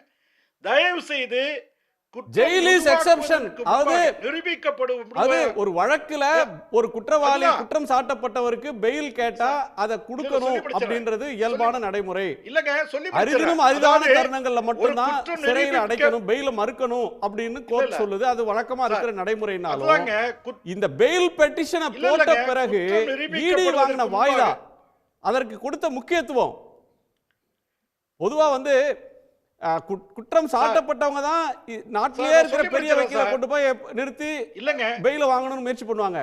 பெயில கொடுக்க கூடாதுன்றதுக்கு இந்திய அரசாங்கம் தலைமை வழக்கறிஞர் 8 முறை அமைச்ச ஒன்று இதில் தான் சார் பார்த்தோம் சார். இல்ல சார், மத்திய அரசுடைய ஏஜென்சி இடி, இதுல எதுவும் தப்பு இருக்கா? On behalf of central government Tushar Mehta தான் அப்பியர் ஆக முடியும். அவருக்கு தான் லோக்கல் ஸ்டாண்ட் இருக்கு. இல்ல ஈடிக்கு வக்கீல்கள் இருக்காங்க. தப்பா புரிஞ்சிருக்கீங்க சார். ஈடி நடத்துற எல்லா கேஸ்லயும் துஷார் மேத்தா அப்பியர் ஆகல. Tushar Mehta solicitor general of India, constitutional மேட்டர்ஸ்ல மற்ற மிகப்பெரிய விவகாரங்கள்ல வாதாட வேண்டிய ஒரு வழக்கறிஞர். அவர் மத்திய அரசு அவர் வாதாட கூடாதுன்னு இல்ல, பெயில் வழக்குல எல்லா பெயில் வழக்குலயுமே அவர் வாதாடி இருக்கிறாரு. இல்ல அவசியம் இல்லங்க. ஏங்க நீங்க இங்க தமிழ்நாட்டில் தானங்க பெயில் போட்டீங்க, ஏங்க உங்களுக்கு இத்தனை முறை டிஸ்மிஸ் ஆனிச்சு? அப்ப தமிழ்நாட்டு நீதித்துறையை நீங்க வந்து தீர்மானிக்கிறீங்களா? ஏன் டிஸ்மிஸ் ஆனிச்சு? நீதித்துறை யாரும் குறை சொல்ல சார். அரசாங்கம் காட்டின அதீதமான ஆர்வம், அவர் ஜெயில இருக்கணும், எக்காரணத்தை கொண்டு அவருக்கு பெயில் கிடைக்க கூடாதுன்னு எடுத்துக்கொண்ட அதீதமான முயற்சியை தான் கேட்டேன். நான் திமுகவினுடைய கருத்தை கேட்டு வந்துடுறேன். திரு சரவணன் உங்களுடைய பதில். இல்ல பிஜேபிக்கு முன்னாடி சார் பேசலாம் சார் பேசலாம். இந்த தீர்ப்பு வந்து ஒரு முக்கியமான விஷயத்தை எல்லோருக்கும் உணர்த்தி இருக்கிறது. அது என்ன அப்படின்னா, இந்த அமலாக்கத்துறை என்பது பாஜகவுடைய அடியாளாக செயல்பட்டிருக்கிறது. அவர்களுடைய ஏவலாளியாக செயல்பட்டு பாஜகவுடைய அரசியல் எதிரிகளை எல்லாரையும் கைது செய்து சிறையில் அடைத்திருக்கிறார்கள். அவங்க எல்லாரும் இப்போ பார்த்திங்கன்னா 4 மாதத்தில் உச்சநீதிமன்றம் வந்து இந்த 4 பேரையும் எல்லாரையும் வந்து ரிலீஸ் பண்ணிக்கிட்டே வராங்க. ஜஸ்ட் லைக் தட் ரிலீஸ் பண்ணாமல் இந்த தீர்ப்புகளில் எப்படி நீங்கள் கைது செய்தீங்க, இதில் என்ன முகாந்திரம் இருக்குதுன்னு சொல்லி, அது ஹேமந்த் சோரன் வழக்காக இருக்கட்டும், இல்லை வந்து அரவிந்த் கெஜ்ரிவால் அவர்களுடைய வழக்காக இருக்கட்டும். அரவிந்த் கெஜ்ரிவால் வழக்கில் வந்து சிபிஐயை வந்து கடுமையான விமர்சனங்களை வைக்கிறாங்க. நீங்கள் வந்து இதுக்கு முன்னாடி கேஜ்ரி பேரட்னாங்க, இப்பயும் அதே கேஜ்ரி பேரட்டை தான் சிபிஐ இருக்குது அப்படின்ற அதையும் இது பண்ணுறாங்க. கேஜ்ரி பேரட்னா இடி வந்து வெப்பனைஸ்டு பேரட், ஒரு அரசியல் எதிரிகளை பழி வாங்குவதற்காக பயன்படுத்தக்கூடிய எக்ஸ்க்ளூசிவ் ஏஜென்சியாக அது மாறிவிட்டது என்பதை தான் இது வந்து காட்டுகிறது. நண்பர் வந்து அருமையாக விளக்குனார், எப்படி இந்த வழக்கில் வந்து இவர் கைது செய்யப்பட்டிருக்க வேண்டுமா அப்படின்ற 10 வருடங்கள் பழமையான வழக்கு. அதில் வந்து நீங்கள் இன்னொரு முதியும் வச்சுங்க, ஒரே காரணம், திரு செந்தில் பாலாஜி அவர்கள் வந்து இந்த வழக்கில் கைது செய்யப்பட்டிருக்கிறார் அப்படின்னா அதற்கு வந்து ஒரே காரணம், அவர் திமுகவிலே அமைச்சராக இருந்திருக்கிறார் என்பது தான். இதை வந்து பல விஷயங்கள் பல சமயங்களில் வந்து இதை வந்து எல்லோரும் முன்னாடியும் இது பண்ணியிருக்கோம். அந்த தீர்ப்பில் அந்த நீதிமன்றத்திலேயே திரு செந்தில் பாலாஜி அவர்கள் வந்து பாஜகவில் இணைய வேண்டும் என்று வற்புறுத்தப்பட்டது என்று நீதிமன்றத்தில் தெரிவித்தோம். திரு செந்தில் பாலாஜி தரப்பிலிருந்து நீதிமன்றத்தில் தெரிவிக்கப்பட்டது. அவரை வந்து அந்த கஸ்டடி எடுத்து விசாரிக்கும் பொழுது இப்படிப்பட்ட அழுத்தங்கள் கொடுக்கப்பட்டது. அவர் சித்திரவதை செய்தார்கள், கொடுமைப்படுத்தினார்கள். அமலாக்கத்துறை யாரும் மறந்துவிட வேண்டாம். அவர் வந்து நெஞ்சு வலியில் துடிக்கும் போது நடிக்கிறார் என்று கொஞ்சம் கூட இரக்கமே இல்லாமல் கோர்ட்டில் சொன்னது அமலாக்கத்துறை. அவர் வந்து எனக்கு கவர்மெண்ட் அப்பாயிண்டட், அவங்க கோர்ட் அப்பாயிண்டட் டாக்டர்ஸ் பார்த்துட்டு அவரில் அடைப்பு இருக்குது, அவருக்கு பைபாஸ் கண்டிப்பாக பண்ணியே ஆகணும் பொழுது அவர் விருப்பமான மருத்துவமனையை தேர்ந்தெடுப்பதில் கூட அதையும் அப்போஸ் பண்ணியது அமலாக்கத்துறை. நீதிமன்றத்தின் புண்ணியத்தால் இன்னைக்கு அவர் வந்து உயிரோடு இருக்கிறார். இல்லைனா அப்போவே காலி பண்ணியிருப்பாங்க. என்ன காரணம்? இவ்வளவு காழ்ப்புணர்ச்சியா? உங்களால் ஒரு இடத்துல ஒரு தொகுதியில் இல்லை ஒரு மண்டலத்தில் உங்களால் ஜெயிக்க முடியல, அவர் அங்கே ஆதிக்கம் செலுத்துகிறார் என்பதற்காக இப்படிப்பட்ட காழ்ப்புணர்ச்சியை காட்டுவீர்களா அப்படின்றது தான் எல்லார் மனதிலும் எழுந்திருக்கக்கூடிய கேள்வி. ஏன் இதை காழ்ப்புணர்ச்சின்னு சொல்கிறேன் அப்படின்னா, இதை எதோடு பொருத்தி பார்க்க வேண்டும்? இதை விட வீரியம் மிக்க டெல்லி லிக்கர் ஸ்கேம், அதில் வந்து முதல் குற்றச்சாட்டு யார் மேலேனா ஷரத் ரெட்டின்னு சொல்லி அரவிந்தோ ஃபார்மாவுடைய ஓனர் மேலே 100 கோடி ரூபாய் லஞ்சம் கொடுத்தாருன்னு அவர் மேலே குற்றச்சாட்டு. அவரை வந்து பேக் பெயின், முதுகு வலின்னு சொல்லி ஜாமீனில் விடுவதற்கு எந்த விதமான ஆட்சேபனையும் இல்லை என்று சொல்லி சொன்னது யாருன்னா அமலாக்கத்துறை. முதுகு வலி, இங்கே வந்து இதயத்தை பிளந்து அறுவை சிகிச்சை செய்து நீ வந்து ஜெயிலே ரெஸ்ட் எடுத்துக்கோன்னு சொல்லக்கூடிய ஈவு இரக்கமற்ற ஒரு அமைப்பாகத்தான் அமலாக்கத்துறை இருந்து வந்திருக்கிறது. இதோட இன்னொரு இன்ட்ரெஸ்டிங் பேக் ஸ்டோரி என்ன அப்படின்னா, அமலாக்கத்துறைக்கு பாஜகவிற்கு இந்த ஷரத் ரெட்டி 35 கோடி ரூபாய் நன்கொடை கொடுக்கிறார். அவர் அரெஸ்ட் ஆன உடனே 5 கோடி ரூபாய் நன்கொடை. அப்புறம் அவர் வந்து அப்ரூவர், அந்த கேஸ்ல இருந்து அவர் அக்யூஸ்டே இல்லை, இப்போ அப்ரூவர் ஆயிடுறாரு. அப்ரூவர் ஆன பிறகு 35 கோடி ரூபாய் நன்கொடை பாஜகவிற்கு கொடுக்கப்பட்டிருக்கிறது. அவர் மேலே என்ன குற்றச்சாட்டு? 100 கோடி ரூபாய் லஞ்சம் கொடுத்தாரு. இதுக்கு பேர் என்னையா? அப்போ அமலாக்கத்துறை யாரை கைது செய்யணும்? பாஜகவில் இருக்கக்கூடிய பாஜக தலைவரை தானே கைது செய்யணும். பாஜக தலைவர்கள் மேலே ஏதாவது வழக்கு போட்டார்களா? இல்லையே. இன்னொரு எடுத்துக்காட்டையும் என்னால் சொல்ல முடியும். இதே இதில் இன்னொரு எடுத்துக்காட்டும் என்ன அப்படின்னா, இப்போ நம்ம பார்த்துருப்போம், திரு MR விஜயபாஸ்கர் அதிமுகவுடைய முன்னாள் அமைச்சர், அவர் மேலே என்ன குற்றச்சாட்டு? 100 கோடி ரூபாய் மதிப்பிலான சொத்துக்களை போலி ஆவணங்களின் மூலமாக ஏமாற்றி கைப்பற்றி விட்டார் என்பது குற்றச்சாட்டு. கைது செய்தார்களா இல்லையா? கைது செய்து எவ்வளவு நாள் ஜெயிலில் வச்சிருந்தாங்க? 40 நாள் ஜெயிலில் வச்சிருந்தாங்க. 100 கோடி ரூபாய். இப்போ நடந்த வழக்கு அமலாக்கத்துறை என்ன பண்ணிட்டு இருக்குது? விரல் சுப்பி கொண்டிருந்ததா? ஏன் அவர் மேல எந்த கைது நடவடிக்கையும் இல்லை? இன்னொரு விஜயபாஸ்கர் குட்கா வழக்கு என்ன நடவடிக்கை எடுத்தார்கள்? எல்லாத்தையும் ஒரு நொடி புரட்சி கவிதா நீதிமன்றத்தை பார்த்து கேட்கிற மாதிரி இருக்கு. புரட்சி கவிதா அது நீதிமன்றத்தை பார்த்து கேட்கிற மாதிரி இருக்கு. கேக்குறோம். இது அமலாக்கத்துறை பார்த்து தான் கேக்குறோம். ஏன்னா நீதிமன்றத்தை பார்த்து கேட்காதீங்க. சொன்னலையா? நீதிமன்றத்தை பார்த்து கேட்க கூடாது. முதுகு வலிக்கு வந்து என்கிட்ட இருக்கு, ஆதாரம் இருக்கு. முதுகு வலிக்கு என்று சொல்லக்கூடிய கல் நெஞ்சக்காரர்கள், அரக்க மனம் படைத்தவர்கள், அமலாக்கத்துறை அதிகாரிகள், அவங்களுடைய அரசியல் முதலாளிகள், அரசியல் ஏவல் சொல்லக்கூடியவர்கள் என்ன சொன்னாலும் அதை செய்யக்கூடிய அவர்களுடைய கடமையை மறந்து, அரசியல் சட்டத்தின் சார்பிலே அவர்களுக்கு என்ன கடமை இருக்கிறதோ அந்த கடமையை மறந்து கேவலம் பதவிக்காகவும் இதற்காகவும் இப்படிப்பட்ட கீழ்த்தரமான நடவடிக்கைகளில் ஈடுபட்டவர்கள். இவர்களை வேற என்னன்னு சொல்லுவாங்க? இன்னைக்கு உச்சநீதிமன்றம் வந்து ஜாமீன் கொடுத்திருக்கிறது. அருமையா சொன்னாரு, 6 மாதங்களுக்கு முன்னால திரு செந்தில் பாலாஜி அவர்கள் வந்து ஜாமீன்ல வந்திருக்கணும். என்ன காரணம்? 10 வாய்தா. நான் இங்கே இல்லை, நான் அங்கே இல்லை, இப்போ வாங்க அப்போ வாங்க, இப்போ போடுங்க அப்போ போடுங்கன்னு சொல்லிட்டு. என்ன காரணம்? உச்சநீதிமன்றம் கண்டிப்பாக அவருக்கு ஜாமீன் கொடுத்து விடும் என்று தெரியும். அதனால அதை தடுக்க வேண்டும் என்பது இத்தனை வாய்தாவை வாங்கினாங்க. அதை விட கொடுமை என்ன அப்படின்னா, அவர் அந்த நெஞ்சு வலியில் துடித்து கொண்டிருக்கும் பொழுது அறுவை சிகிச்சை செய்த பிறகும் அவரை பரிகசித்தது அமலாக்கத்துறை. என்ன சொன்னாங்க? அவரு இன்வெஸ்டிகேஷனுக்கு பயந்து போய் இதய அறுவை சிகிச்சை, இன்வெஸ்டிகேஷனை விட இதய அறுவை சிகிச்சையே பரவாயில்லன்னு சொல்லி போயிட்டாரு, அதுவே பெட்டர்னு போயிட்டாரு. பரிகாசம் செய்தது அமலாக்கத்துறை. இதையெல்லாம் யாரும் மறந்து விடவில்லை. ஸோ இதற்கெல்லாமே வந்து ஒரு நியாயம் கண்டிப்பாக கிடைக்கும். இன்னைக்கு வந்து ஜாமீனில் வந்திருக்காருன்னா அதற்குத்தான் தமிழ்நாட்டுடைய முதல்வர். இது எப்படிப்பட்ட ஒரு அவருடைய மன உறுதியை காட்டுகிறது என்பதை தெளிவாக சொல்லியிருக்கிறார். ஆருயிர் நண்பன் அப்படின்றதையும் அழுத்தம் திருத்தமாக பதிவு செய்திருக்கிறார். மிசா காலத்தில் இதைவிட மிசா காலத்தில் அனுபவித்த கொடுமையை விட மிகப்பெரிய கொடுமை என்று சொல்லியிருக்கிறார். ஏன் அதை சொல்றாருன்னா அவருடைய உடல்நிலையை கருத்தில் கொண்டு. நடுவில் திருப்பி உடல்நிலை சரியில்லாமல் போச்சுன்னு சொல்லி ஸ்டார்லி ஹாஸ்பிட்டலில் கொண்டு போனாங்க. அப்போ என்ன அமலாக்கத்துறை பரவாயில்லைங்க வேற ஏதாவது ஒரு ஹாஸ்பிட்டல், நல்ல ஹாஸ்பிட்டல் ஸ்டான்லி, வேற அவர் ஏற்கனவே பார்த்த மருத்துவமனையில் பார்த்துக்கலான்னு அனுமதி கொடுத்ததா? இல்லையே. அப்போ என்ன சொன்னாங்க, இவர் ட்ராமா பண்ணுறாருன்னு சொல்லி சொன்னாங்க. பாருங்க சார், 15 மாதம் சிறையில் அடைத்து வைத்தீர்களே, பாருங்க இன்னைக்கு வெளியில வந்திருக்காரு. உங்களுக்கு நீங்க ஏதோ கொங்கு மண்டலத்தை அப்படியே தலையில அப்படியே தூக்கி வச்சு நீங்க அப்படியே ஜெயிச்சிருவீங்க, நீங்க அப்படியே 100 சீட்டுகள் அங்கே ஜெயிச்சிருவீங்க, இருக்கக்கூடிய எல்லா தொகுதியிலையும் ஜெயிச்சிருவீங்கன்னு நினைச்சீங்க. அதற்கு இவர் ஏதுவாக இருக்க மாட்டார், இவர் இருந்தால் இன்னும் இதாக இருக்கணும். திருப்பி அதே தானே ஆச்சு, டெபாசிட் காலியாக இருக்கணும். தப்பி தவறு ஏதோ ஒரு 2 லட்சம் ஓட்டை அவங்களுடைய தலைவர் வாங்கினாரு. வாங்கிட்டு என்ன பண்ணாரு, போயிட்டாரு லண்டனுக்கு, டாடா பாய் பாய் சொல்லி வனவாசம் அனுப்பி வைத்து விட்டார்கள். முற்பகல் செய்யின் பிற்பகல் விளையும். இதே சம்பவம். இதே போல நீங்கள் அரசியல் அமைப்பு தவறாக பயன்படுத்தி உங்களுடைய இது போன்ற அமைப்புகளை ஏவி அரசியல் எதிரிகளை பழிவாங்க நினைத்தீர்கள் என்றால் கண்டிப்பாக அது பூமராங் ஆகும். ஒரு நிமிஷம், திரு மணிகண்டன் குறுக்கிட்டாங்க. திரு மணிகண்டன் சார், ஒன்றும் இல்லை, இன்னைக்கு என்னன்னா எனக்கு ஒரு பெரிய ஆச்சரியம். ஒரு மிகப்பெரிய ஒரு தியாகியை போல, பெருந்தலைவர் காமராஜர் பெரியவர் கக்கனை வழியில் வந்தவரை போல ஒரு மிகப்பெரிய ஆர்ப்பாட்டம், ஆரவாரம், இவ்வளவு விவாதம், இதுக்கு முக்கியத்துவம் ஆச்சரியம். தமிழ்நாட்டு மக்கள் மத்தியில் நம்ம ஏதோ ஒன்றை கருத்தியலாக மாற்ற முனைகிறோம், கருத்தை தீங்க போகிறோம் தான் நான் நினைக்கிறேன். இப்போ ஒன்றும் இல்லைங்க, கரூர் பொதுக்கூட்டத்தில் ஐயா ஸ்டாலின் என்ன பேசினாருங்க, அதாவது ஊழல், லஞ்சம், கட்ட பஞ்சாயத்து, இந்த கொடிகட்டி பறக்கிறது இந்த மாவட்டத்தில், அதை செய்து கொண்டிருப்பவர் செந்தில் பாலாஜி, ஒரு தம்பி அசோக்.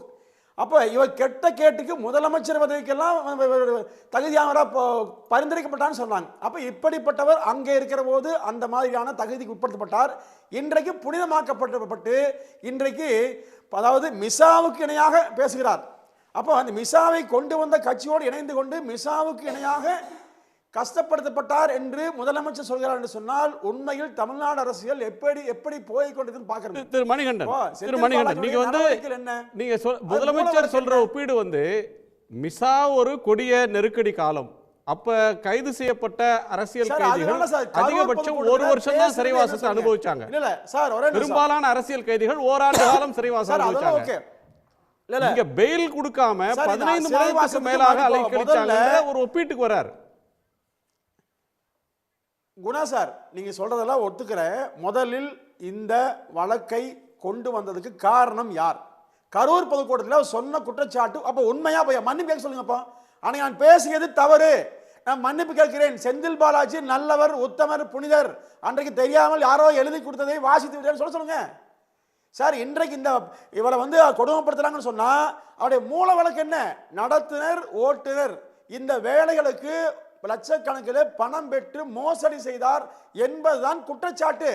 அந்த குற்றச்சாட்டை தன்னுடைய அதிகாரத்தை பயன்படுத்தி சமரசம் செய்துவிட்டதாக சொல்லிய பிறகு உச்ச நீதிமன்றத்தை சென்று அந்த வழக்கு மீண்டும் எடுக்கப்பட்டு அது இவ்வளவு சிக்கல் வந்திருக்குங்க. அப்போ இதை குற்றச்சாட்டாக வைத்தது யார்? கவர்னரிடம் சென்று மனு கொடுத்தது யார்? இதை பற்றி பொதுக்கூட்டத்திலே ஆவணமாக பேசியது யாருங்க? அப்போ குற்றவாளியே முதலமைச்சர் ஸ்டாலின் தான், அவர் தான் தவறிழைத்திருக்கிறார். அப்போ இன்றைக்கு புனிதராக பட்டமிடுகிறார். அதாவது மன உறுதி, தியாகம் என்று திரு ஸ்டாலின் அவர்கள் 2013ல குற்றச்சாட்டுகளை சொல்றாரு. சரி, அந்த குற்றச்சாட்டுகளை நான் பேசும்போது குறுக்கிடாதீங்க. சரி பேசுங்க, நீங்க பேசி முடிங்க, நான் பேசுறேன். நீங்க பேசி முடிங்க, வெளிய பாருங்க, போதுமா? ஆணவத்துல எதையோ பேச வேண்டாம், வெளிய வரலாம். இங்க பாருங்க, வீர செயல்லாம் திமுகவுக்கு கை வந்த கலைங்க. அங்க பண்ணும்போது நல்ல ஊழல் பண்ண பிரச்சனை இல்லை, அது தப்பு. ஆனா இங்க பண்ணிக்கங்க, அது பிரச்சனை இல்லை. இதுதான் திமுகவுடைய பாணி.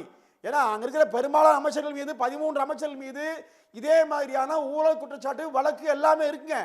ஆனால் அதிமுகவில் இருக்கிற போது கை நீட்டி குறை சொல்லி கரை படிந்தவர்களாக சுட்டி காட்டிய திமுக தன் கட்சிக்கு வந்த பிறகு அவரை பற்றி இவ்வளவு யாக்கியான இவ்வளவு ஒரு மிகப்பெரிய தியாகத்தின் வடிவமாக பேசுகிறோம் சொன்னா இதை விட வெட்கக்கேடு எதுவுமே இல்லைங்க. திரு செந்தில் பாலாஜி சசிகலாவுக்கு இல்ல நாம் தொடர்ந்து பேசலாம் சார், தொடர்ந்து பேசலாம். திரு லட்சுமணன். மணிகண்டன் சொல்ற கருத்து நியாயமான கருத்து தான். ஸ்டாலினோ திமுகவோ விமர்சனத்துக்கு அப்பாற்பட்டவர்கள் அல்ல. ஆனால் இதே மணிகண்டன், இவ்வளவு நியாயம் பேசுகிற மணிகண்டன், அதிமுக பிஜேபி உறவு இருந்த போது மகாராஷ்டிராவில் நடந்த கூத்துக்களை நம்ம பார்த்திருப்போம். அஜித் பவார் எத்தனை ஆயிரம் கோடி ஊழல் செய்தார்னு யாரோ ரோட்ல போறவர் சொல்லல. பிரதமராக இருந்த மோடியே சொன்னார். அதிகாலை 5 மணிக்கு ஆளுநரை எழுப்பி அந்த ஆட்சியை கவிழ்த்து அஜித் பவாரை துணை முதல்வராக ஆக்கிய பிறகு பிரதமர் மோடி என்ன சொன்னார்னு மணிகண்டன் கவனிச்சிருப்பார். அப்போது எடப்பாடி பழனிசாமியோ அவ்வளவு தூரம் வேண்டாம், இங்கே அமர்ந்திருக்கிற மணிகண்டனோ கூட ஏதோ ஒரு பொது நிகழ்ச்சியில பொது இடங்கள்ல இந்த விமர்சனத்தை முன்வைத்தீர்களா? இது எந்த வகையில நியாயம்? உங்கள் கட்சிக்கு எதிரணியா இருக்கிற போது குற்றச்சாட்டை சொல்லுவீங்க, உங்கள் கட்சிக்கு வந்த பிறகு அவரை நல்லவர் என்று சொல்லி அவரை துணை முதலமைச்சராகவும் ஆக்குவீர்களா என்று அப்போது கூட கேட்கல.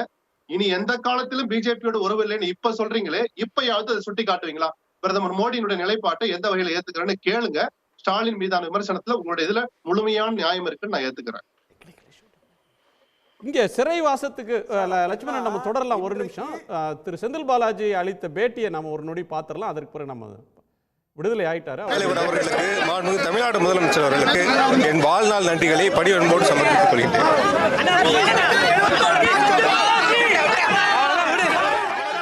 அவர்களுக்கு மாண்புமிகு தமிழ்நாடு முதலமைச்சர் அவர்களுக்கு என் வாழ்நாள் நன்றிகளை பணிவன்போடு சமர்ப்பித்துக் கொள்கிறேன்.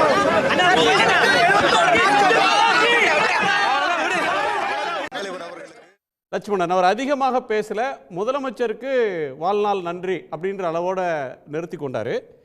வேற எதையும் கூட எதிர்பார்க்க முடியாது. உச்சநீதிமன்றத்துடைய கருத்தை அதுதான். வழக்கை பற்றி பொதுவா ஜாமீன்ல வர்றவங்க பேசவே கூடாதுன்னு டிஃபால்ட்டாவே ஒண்ணு இருக்கு. சாட்சிகளை கலைக்க கூடாது, செல்வாக்கை செலுத்தக்கூடாதுங்கிற மறைமுக வார்த்தைகள் இருக்கிற போது இதற்கு மேல அவர் இங்க பேசியிருப்பில் அர்த்தம் இல்லை. ஆனால் ஒரே ஒரு பொலிட்டிக்கல் இம்பாக்ட் மட்டும் நான் சொல்லிடுறேன்.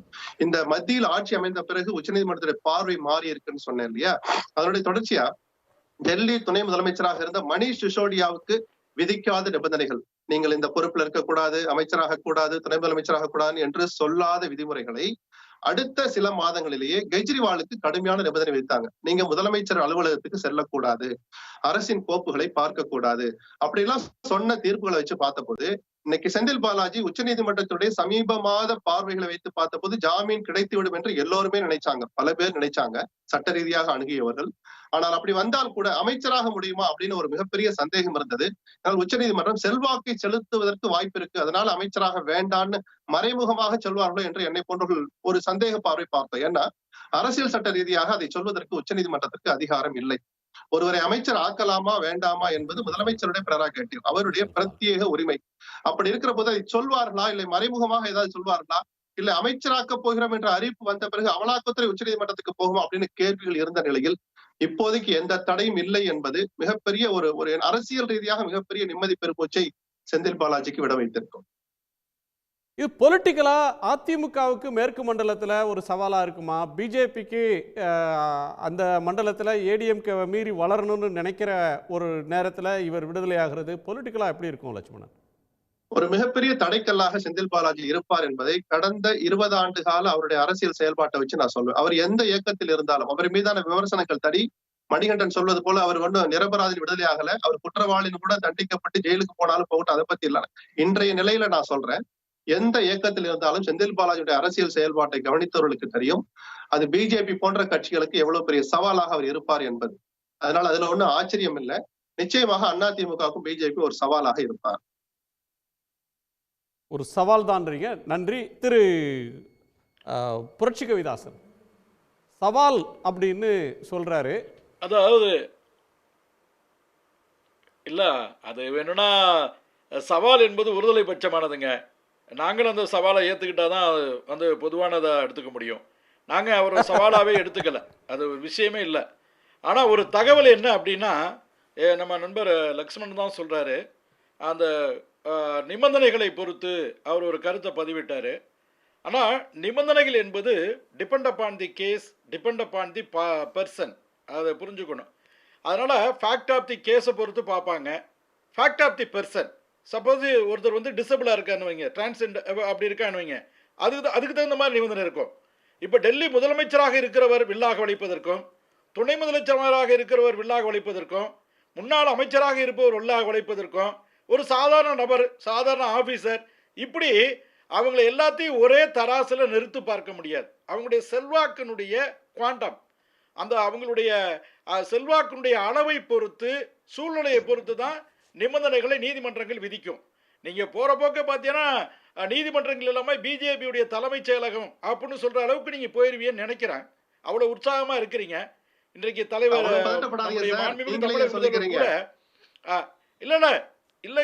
இல்லை நீங்கள் போகிற போக்கு பார்த்தீங்கன்னா அந்த லெவலுக்கு மேலே தான் தாண்டி போயிட்டு இருக்கீங்க. அதனால எல்லை தாண்டிய ஒரு சூழல் தான் ஏற்பட்டு இருக்கு. ஏன்னா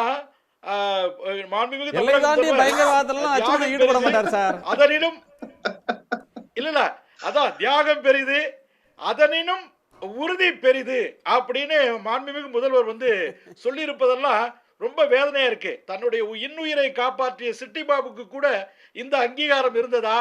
எமர்ஜென்சி கால கொடுமையில அதாவது தலைவர் மீது விழுந்த அடியை தான் தாங்கி இறந்து போன மரியாதைக்குரிய ஈகையர் சிட்டி பாபு அவர்களுக்கு கொடுக்காத அங்கீகாரத்தை மாண்புமிகு தமிழக முதல்வர் நம்முடைய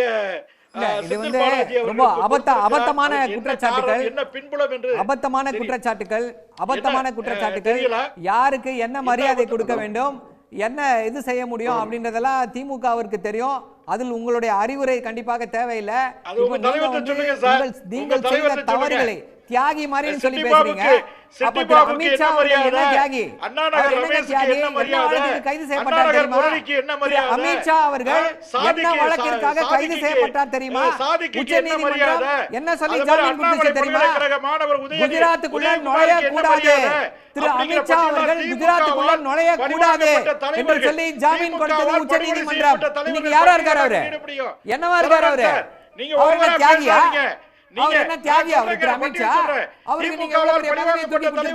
நன்றி சார். திரு மணிகண்டன், உங்க நிறைவு பார்வை. இல்லைங்க, அதாவது திரு செந்தில் பாலாஜி அவர்களை பொறுத்தவரையில் குற்றம் சாட்டப்பட்டவர் என்கிற அடிப்படையிலிருந்து இன்னும் அவர் மாறலை. அதாவது அவர் இடைக்காலமாக ஜாமீனில் விடுதலை அளிக்கிறார், அவ்வளோதான். இப்போ இதை வைத்துக்கொண்டே அவர் வந்து செய்த தவறுகள் எல்லாம் காணாமல் போய்விட்டது மாதிரியும் அதை வந்து தவறுங்கிற மாதிரி பேசுறது முறையல்ல. அதாவது இது நீதிமன்றம் தான் இறுதி முடிவு எடுக்க வேண்டும். திரு செந்தில் பாலாஜி அவர்களுக்கு ஏன்னா இந்த விசாரணை நடந்து தீர்ப்பிற்கு நீண்ட காலம் ஆகும் என்பதால் இந்த ஜாமீன் வழங்கப்பட்டிருக்கிறது என்பதை தாண்டி இதை பெரிதாக ஆரவாரம் ஆர்ப்பாட்டம் அவர்களுக்கு வேண்டியவர்களுக்கு இருக்கிறது நான் தவறுன்னு சொல்ல விரும்பல. ஆனால் ஏதோ இந்தியா முழுவதும் தலைவர்களை கைது செய்யப்பட்டதெல்லாம் ஒப்பிட்டு இந்த வழக்கோடு பேசுவதுதான் விந்தையாக இருக்கிறது. இந்த வழக்கு அதிமுக ஆட்சியில் தான் போடப்பட்டது, ஆட்சியில் தான் நடந்தது. அதற்கு பிறகு படிப்படியாக திமுக இதை கையில் எடுத்துக்கொண்டு இந்த வழக்கை நடத்துவதற்கு காரணமாக இருந்தது.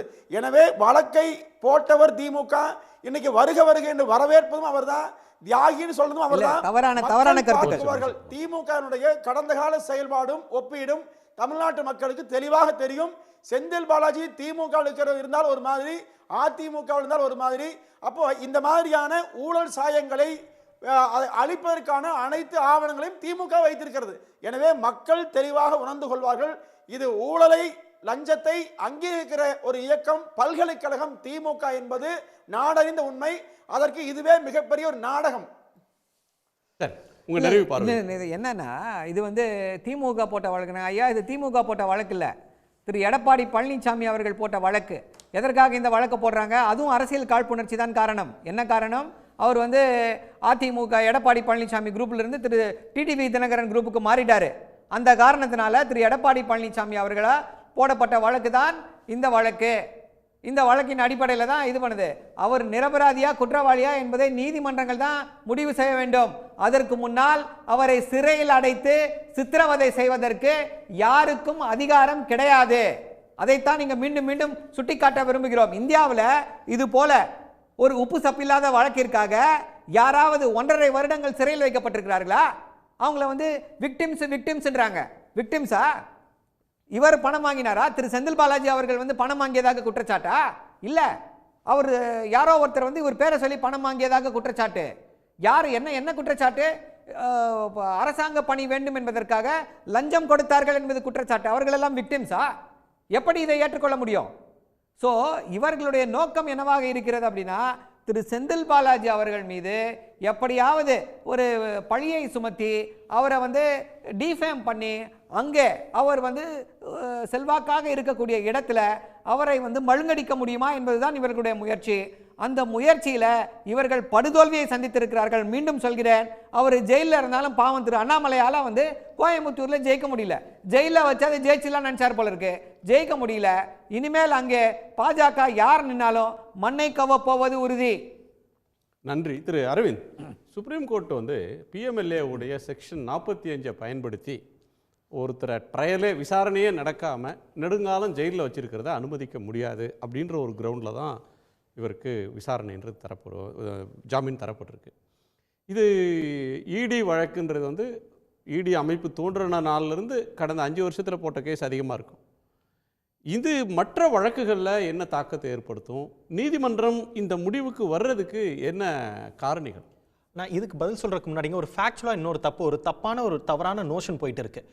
பிஎம்எல்ஏங்கிறது கொண்டு வந்தது வாஜ்பாய் கொண்டு வந்தார். பார்லிமெண்ட்டில் அந்த பில் பாஸ் பண்ணது வாஜ்பாய் இரால, நோட்டிஃபை பண்ணது காங்கிரஸ். பில் பாஸ் பண்ணதுக்கப்புறம் கவர்மெண்ட் மாறுது, காங்கிரஸ் அதை நோட்டிஃபை பண்ணுது. ஆனால் மக்கள் என்ன சொல்கிறாங்கன்னா சிதம்பரம் கொண்டு வந்தாருங்கிறாங்க, கொண்டு வந்தது வாஜ்பாய். அந்த ஃபேக்சுவலாக அது கரெக்ட் பண்ணணும். ரெண்டாவது நீங்கள் சொன்ன கேள்வி, இன்னைக்கு இந்த தேதியில் சுப்ரீம் கோர்ட் ரொம்ப தெளிவாக சொல்கிறாங்க, செக்ஷன் 45 அவங்க என்ன, ஏன்னா இங்கே டிங்கர் பண்ண முடியாது, ஏன்னா 3 நீதிபதிகள் கொண்ட அமர்வு முன்னாடியே தீர்ப்பு கொடுத்துட்டாங்க. அதனால செக்ஷன் 45 டிங்கர் பண்ணாமல் சக்கமெண்ட் பண்ணி எப்படி பெயில் கொடுக்க முடியுங்கிறதா இப்போ புதுசாக கொண்டு வந்த ஒரு லா ப்ரொவிஷன். அதாவது ஒருவர் ட்ரையல் முடிவதற்கு காலதாமதம் ஏற்பட்டால் ஆர்டிகல் 21 காமிச்சு பெயில் கொடுக்கலாங்கிறது புதுசாக கொண்டு வந்த ஒரு நோஷன் மூலியமாக தான் இப்போ பல்வேறு குற்றம் சாட்டப்பட்டவர்களுக்கு பெயில் கொடுக்கப்பட்டு வருது.